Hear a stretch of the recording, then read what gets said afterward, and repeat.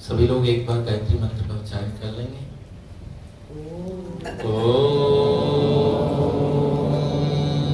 भूर्भुवः स्वः तत्सवितुर्वरेण्यं भर्गो देवस्य धीमहि धियो यो न प्रचोदयात्।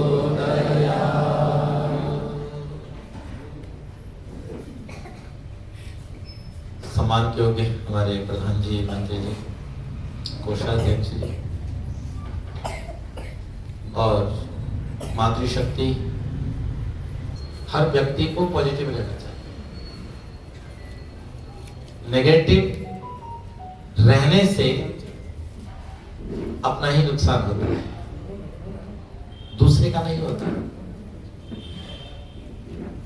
उनकी पत्नी बड़ी विदुषी थी और संत तुकाराम संत थे। संत शब्द सबके सबके साथ में नहीं जुड़ता है। कोई कहने लग जाए, अभी एक शोर मचा हुआ है सोशल मीडिया पर, शंकराचार्य अभिमुक्तानंद शोर मचे। कुछ जबरदस्त शंकराचार्य होते हैं और कुछ जबरदस्ती शंकराचार्य होते हैं। तो ये जबरदस्ती शंकराचार्य, ऐसी भावनाएं हैं संसार के अंदर। मैं इसी पॉजिटिव थिंकिंग को लेकर होली तक आऊंगा। होली का पर्व आ रहा है 2-4 दिन में। 2-4 दिन में, आज 1 तारीख हो गई, परसों है 3 तारीख को ज्यादातर छुट्टी मिल रही है। हाँ जी, जलाने वाली कल है। चलिए, कहीं पर 4 तारीख की मना रहे हैं लोग, ये बात है। तो हमें जो छुट्टी मिली है वो 3 तारीख की, इसलिए मैंने 3 तारीख बताई है। हाँ जी, तो सुनिए, भाई योगेश ने बहुत सुंदर चर्चा की और मैं इसी बात को कहते हुए कि हम पॉजिटिव रहें, हम शीतल रहें और हम अच्छी दृष्टि रखें समाज में, संसार में। समाज का नाम लेते ही ऐसा लोग समझते होंगे कि अरे समाज की बात कर, समाज में नहीं, संसार की बात कर रहा हूं। संसार में यदि हम बहुत ही सरल दृष्टि से और मनोभाव से रहेंगे तो हमारा जीवन ऐसा हो जाएगा। एक घटना सुनाऊंगा मैं संत तुकाराम की ही, जैसे योगी जी ने सुनाई। उनकी पत्नी बड़ी विदुषी थी। उन्होंने एक गन्ने का गट्ठर उनके सिर पर रख दिया। बोले तुम जाओ, इसे मार्केट में बेच के आओ, यहाँ पड़े रहते हो, गीत गाते रहते हो और आंखें बंद करके मेडिटेशन करते रहते हो, कुछ काम किया करो। घर में भी तो ढेर सारा काम खर्चा है, कहां से निकलेगा।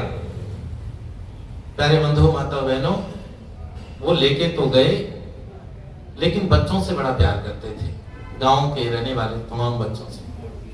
और जिधर निकलते थे बच्चे उनके पीछे पीछे दौड़ते थे और उनके साथ बैठकर कीर्तन करते थे, गीत गाते थे, गोद में बिठाते थे, गले लगाते थे।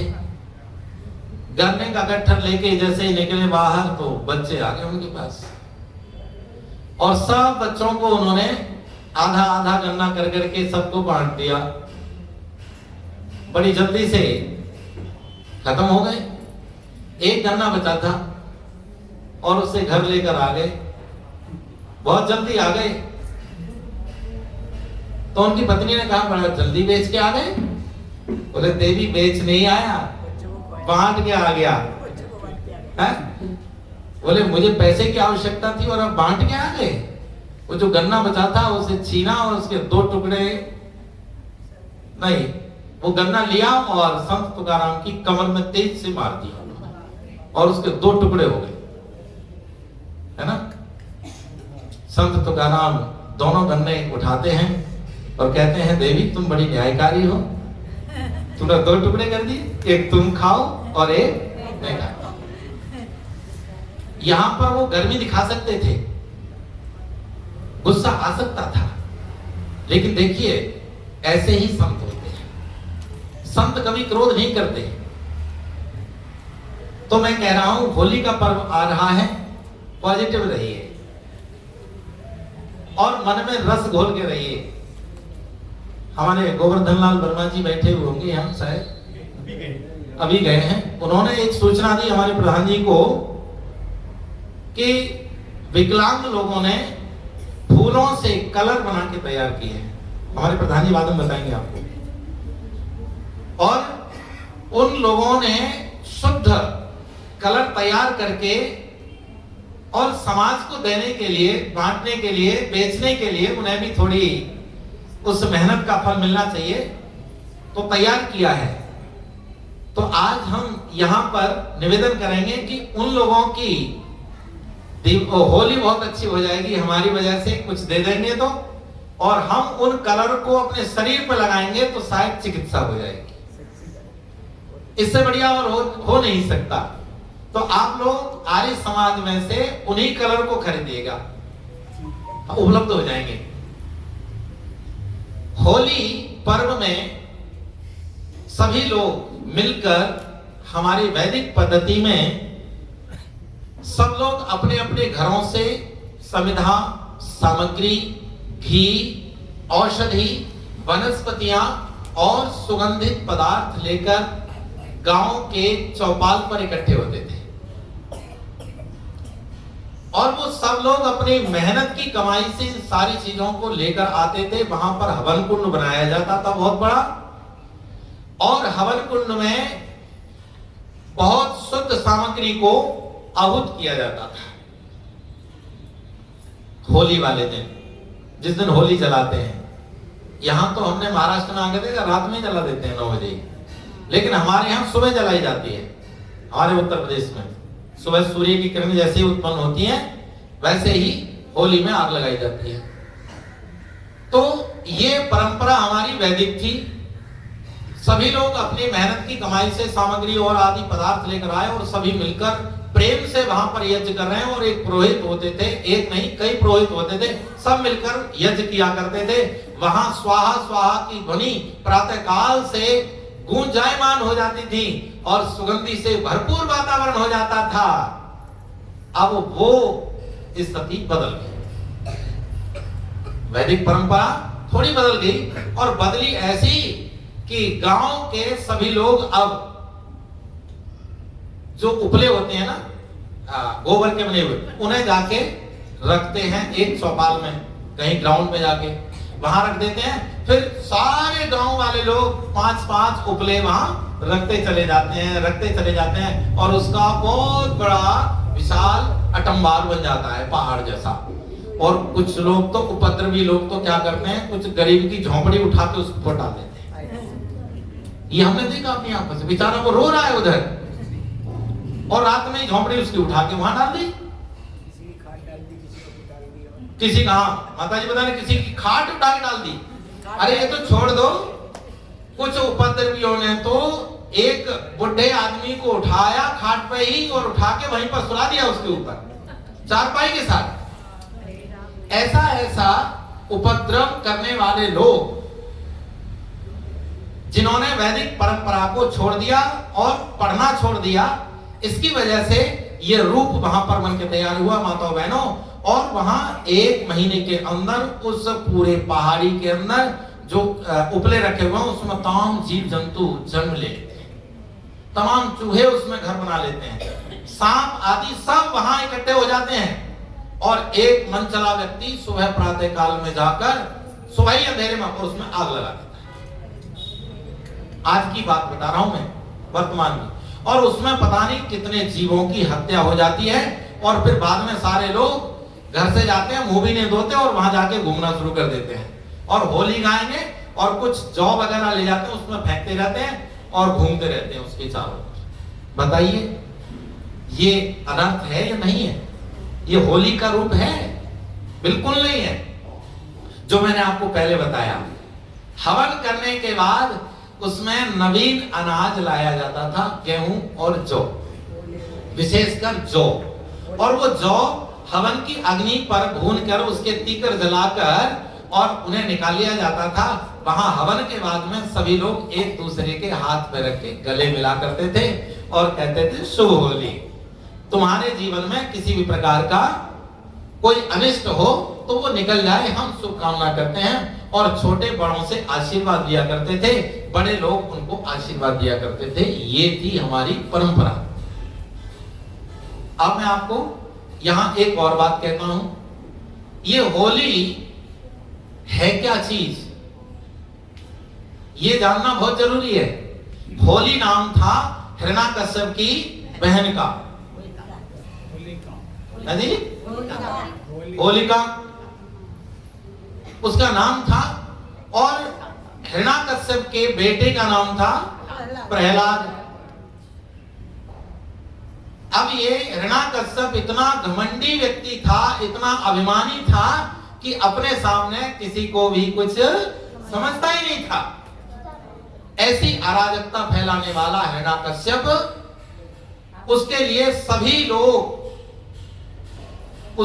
उसको हमेशा कहते रहते थे कि कब मरेगा, क्योंकि अत्याचारी इतना था, इतना अत्याचारी था कि उसने अनाउंसमेंट करवाया कि केवल मेरे नाम का ही स्मरण करे पूरा पब्लिक, पूरा समाज, मैं ही भगवान हूं।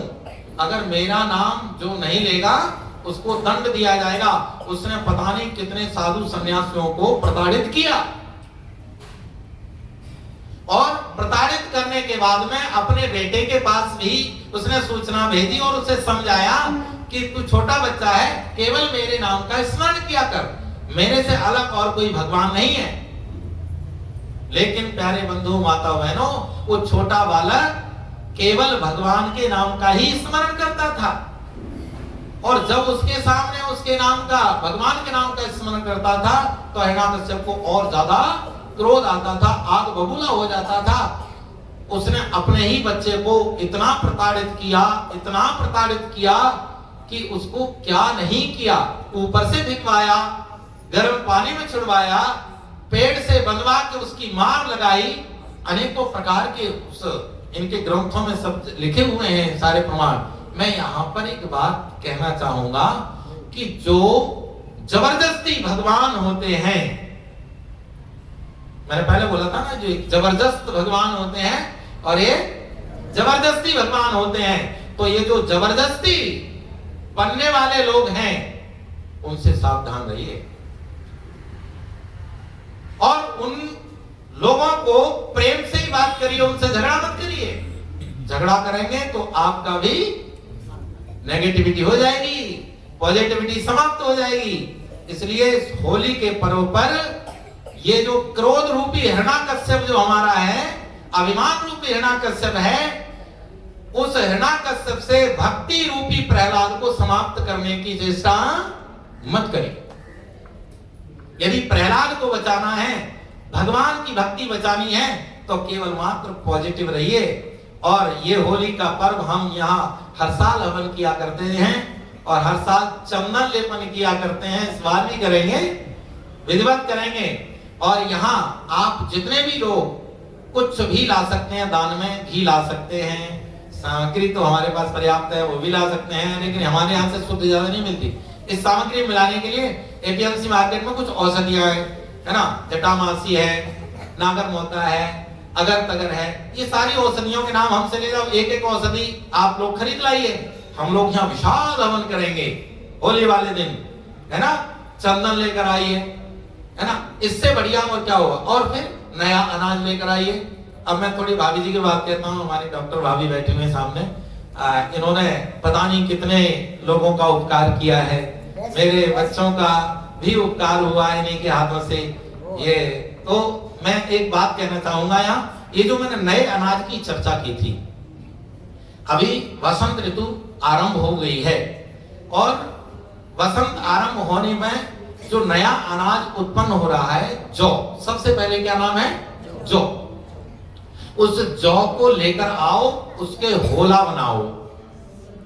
ये होला, ये होली वाली जो ना, होलिका वाली, ये होलिका तो बहुत बाद में हुई, ये होली पर्व तो सृष्टि के आदि से मनाया जाता है। मूल शब्द है होलक।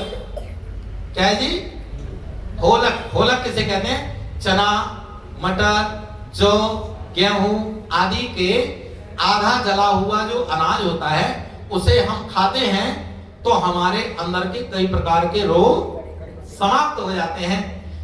उसका नाम था होलक, और होलक से होला बना, और होला के बाद सबने कह दिया होली, होली बना दिया। तो ये उस समय का शब्द है, और आज भी हमारे व्याकरण शास्त्रों वेद में भी होलक शब्द है। तो इस होलक को इस वसंत समय में खाने पर हमें कभी भी किसी भी प्रकार का रोग नहीं होता। वात, पित्त और कफ तीनों समान हो जाते हैं नया अनाज खाने पर, भूनकर खाने पर। ये मैं नहीं कहता, भागवत ऋषि कहते हैं। मैं भागवत ऋषि की कई बार चर्चा करता हूं यहां से। भागवत ऋषि ने हमारे लिए ऐसा कह दिया कि हमारा मेडिकल स्टोर किचन है, आपका भोजनालय, अगर उसका हम सही तरीके से यूज करेंगे तो हमें अपने जीवन में कोई भी परेशानी उठानी नहीं पड़ेगी, कोई बीमारी नहीं भोगनी पड़ेगी। इसलिए मैं अधिक न कहता हुआ यही निवेदन करूंगा कि आप मुझे बताइए, होली वाले दिन कौन कौन आएंगे?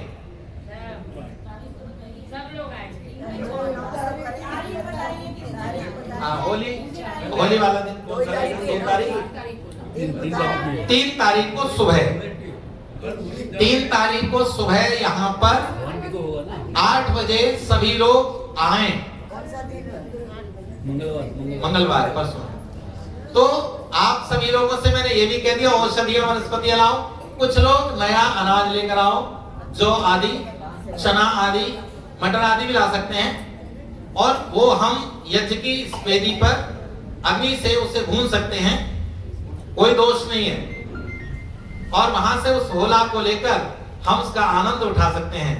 तो आप 3 तारीख को सुबह 8 बजे पूरे पॉजिटिव मन से, रसीले मन से, प्रेम वाले मन से भक्ति करने के लिए यहाँ आइए। और मैं अपने मंत्री जी, प्रधान जी से निवेदन करूंगा कि उन कलरों की जरूर व्यवस्था करेंगे। इतना ही कहकर मैं अपनी वाणी को विराम देता हूँ। इत्योम सम।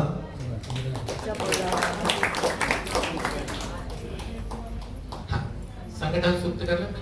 अच्छा, हाँ, कुछ बोलना है आप उसके बाद में बोलिएगा ना, पहले ये हो जाए उसके बाद में बोलिएगा। ओम संसमिद्यवसे वृषन्नग्ने विश्वानर्यया इडस्वदे समिध्यसे सन्नो वसुन्याभरा। हे प्रभु तुम शक्तिशाली हो, बनाते सृष्टि को, वेद सब गाते तुम्हें हैं, कीजिए धन वृष्टि को। ओम संगच्छद्धं संवदद्धं संभोवनां सिदानितां, देवा भागं यथा पूर्वे संजानान् उपासते।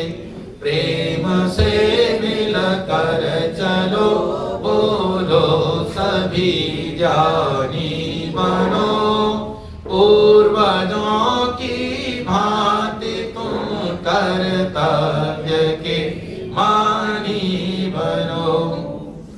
ओम समानो मंत्रा समिति समानी, समानं मनः सचित्तमेषां, समानं मंत्रभिमन्त्रैव समानेन वोहविषाजुहोमि।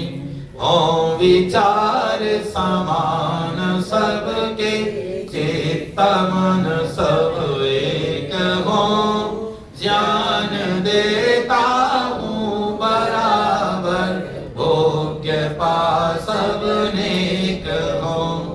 ओम समानी व आकुति समाना हृदयानि व, समान वस्तु मनो यथा वा सुसहसति। ओम सभी के दिल तथा संकल्प विरोधी, मन भरे हो प्रेम से, जिससे बढ़े सुख संपदा, जिससे बढ़े सुख संपदा। आरिस्मस के नियम। पहला नियम, सब सत्य विद्या और जो पदार्थ विद्या से जाने जाते हैं उन सबका आदिमूल परमेश्वर है। दूसरा नियम, ईश्वर सच्चिदानंद स्वरूप निराकार सर्वशक्तिमान न्यायकारी दयालु अजन्मा अनंत निर्विकार अनादि अनुपम सर्वाधार सर्वेश्वर सर्वव्यापक सर्वंतर्यामी अजर अमर अभय नित्य पवित्र और सृष्टि करता है, उसी की उपासना करनी योग्य है। तीसरा नियम, वेद सब सत्य विद्याओं का पुस्तक है। वेद का पढ़ना पढ़ाना और सुनना सुनाना सब आर्यों का परम धर्म है। चौथा नियम, सत्य के ग्रहण करने और असत्य के छोड़ने में सर्वदा उद्यत रहना चाहिए। पांचवा नियम, सब काम धर्मानुसार अर्थात सत्य और असत्य को विचार करके करने चाहिए। छठा नियम, संसार का उपकार करना इस समाज का मुख्य उद्देश्य है, अर्थात शारीरिक आत्मिक और सामाजिक उन्नति करना। सातवां नियम, सबसे प्रीति पूर्वक धर्मानुसार यथा योग्य बरतना चाहिए। आठवां नियम, अविद्या का नाश और विद्या की वृद्धि करनी चाहिए। नौवां नियम, प्रत्येक को अपनी ही उन्नति से संतुष्ट रहना चाहिए, किंतु सबकी उन्नति में अपनी उन्नति समझनी चाहिए। 10वां नियम, सब मनुष्यों को सामाजिक सब हितकारी नियम पालने में परतंत्र रहना चाहिए और प्रत्येक हितकारी नियम में सब स्वतंत्र रहें।